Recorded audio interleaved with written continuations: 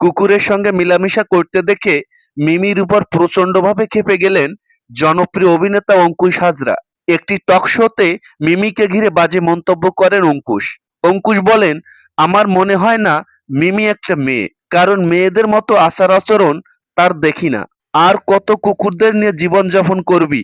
এখন এইসব বাদ দিয়ে বিয়ে করে সংসার ধর্ম পালন কর। শুধুমাত্র অঙ্কুশই নয়, মিমির এই বিষয়কে কেন্দ্র করে মিমির ভক্তরা ঠিক একই কথা বলেছেন।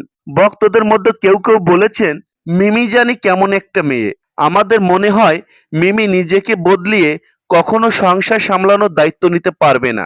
নেটিজেনদের একাংশ দাবি করে বলেছেন, প্রেমে ছ্যাঁকা খেয়ে খেয়ে মিমি শেষ পর্যন্ত এই পথই বেছে নিয়েছেন।